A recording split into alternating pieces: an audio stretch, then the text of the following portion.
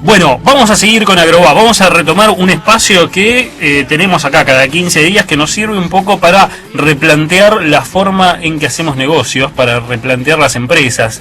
Cuando digo hacemos, no sé por qué me incluyo, porque yo para hacer negocios mucho no hago, pero bueno, los productores agropecuarios sí hacen negocios, el empresario agropecuario necesita ajustar muchísimas cosas de su manejamiento, su manejo empresarial, y por eso la gente del estudio Barrio de Raudé siempre nos acompaña. Está en línea Luis Galeazzi. Luis, buenos días, Marcos te saluda, ¿cómo andás?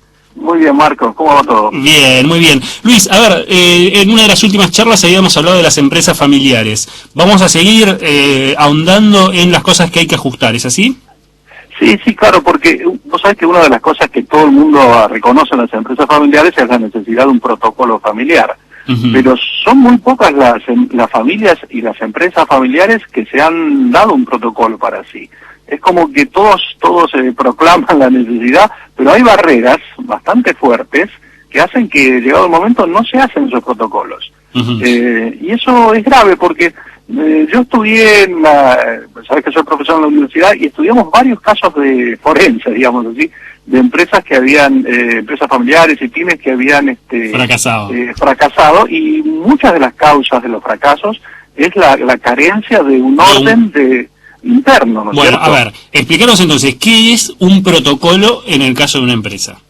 Bueno, el protocolo es una especie de regla de funcionamiento, de acuerdo de la familia acerca de qué va a hacer respecto de la empresa de la que es dueña. Son las reglas básicas para funcionar como empresarios. Y eso es una cosa bastante elemental, es decir, cómo vamos a hacer para introducir a las jóvenes generaciones, qué hacemos en caso de que un familiar quiera salir de la empresa, cómo manejamos la liquidez de la empresa, qué prioridades de la familia vamos a atender, es decir, una cantidad de temas que son de la vida cotidiana y que es necesario tener cierto acuerdo básico sobre cómo proceder. Y eso normalmente se da de hecho, se da como que está en el aire, pero pocas son las familias que se abocan a formalizarlo, a hablar del tema. Yo creo que este es uno de los puntos principales. Hay como una especie de eso no se habla, ¿no? De eso no es necesario tratar esos asuntos. Es delicado tratar esos asuntos. Y cuando justamente es lo contrario, es decir, son los asuntos de los que hay que hablar. Porque ahí justamente está la clave de producir un conflicto, producir una diferencia entre los miembros familiares. ¿Cuál es la ley que aplica, no es cierto? ¿Cuáles son los reglamentos para resolver ese conflicto? Y eso es lo que procura definir un protocolo familiar. Luis, Fernando Bertilio te saluda, ¿qué tal? ¿Qué tal, Fernando? ¿Cuáles son las mayores resistencias que ustedes identifican justamente en cuanto a los protocolos? Mira, es difícil tipificarlas, pero digamos como reglas gruesas, ¿no? La familia o la empresa familiar, cuando está en su primer momento, o sea, en el momento del fundador, es como que esas reglas las tiene, subrogadas en la persona del fundador, del líder, del pionero, ¿no es cierto? Entonces normalmente es el padre, algunas veces con la madre, con alguno de los hijos, y en esa relación está todo dado, porque el conocimiento es personal y directo. Entonces es un momento en el cual la familia supone que no es necesario escribir nada, porque todo se habla en casa. Pero no todas las empresas tienen esa facilidad, y no todas las empresas están en ese momento de maduración. Hay empresas familiares que están en segunda o en tercera generación. Son sociedades de primos, o de primos con sus parientes políticos. Es decir, la topografía de la empresa familiar es muy distinta.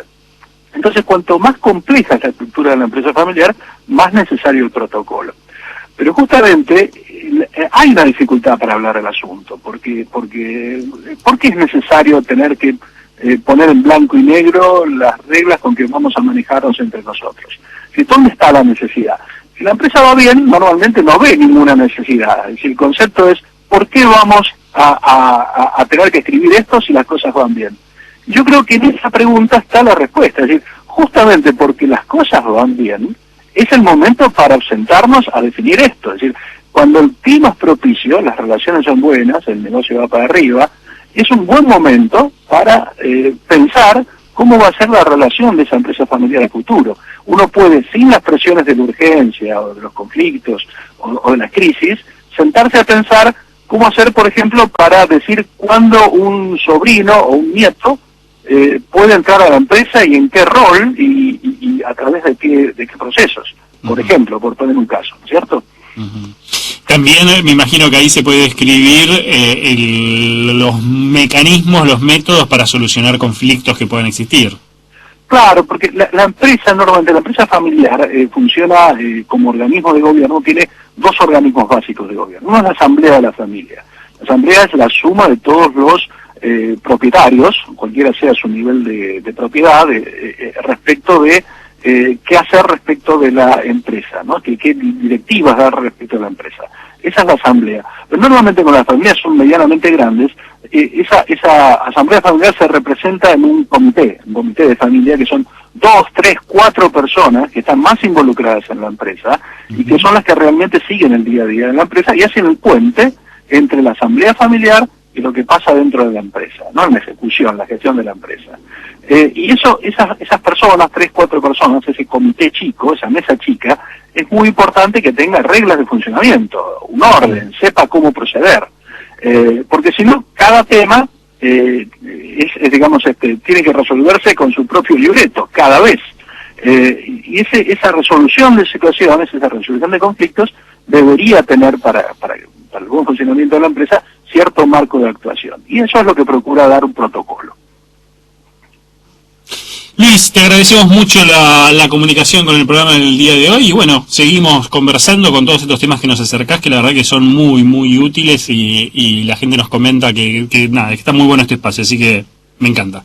Muchísimas gracias. Animemos a todas las empresas a todas las familias a que piensen su protocolo. Es hora. Así será, así pueden seguir teniendo domingos en paz y almorzando tranquilos sin que los fríos queden atragantados, fundamentalmente. Claro, los ravioles tienen que digerirse bien. Absolutamente. Abrazo grande, Luis, que tengas buen día. Igualmente para ustedes, chao, chao. Fue Luis Galeazzi del estudio Barrero y Larraudé, siguiendo con este tema de empresas familiares. ¿Vos tenés empresa familiar? No tengo empresa ¿La familiar. familia de tu mujer tampoco? No. Tampoco, pero lo que sí es bueno que realmente haya este tipo de cosas que señalaba Luis, o sea, el establecimiento de protocolos como para que de algún modo cada integrante sepa a qué atenerse. Está Porque muy bien. después pasa de... lo que me daba risa lo que vos mencionaste recién. Después pasa los domingos estas peleas que claramente no le pasa nada.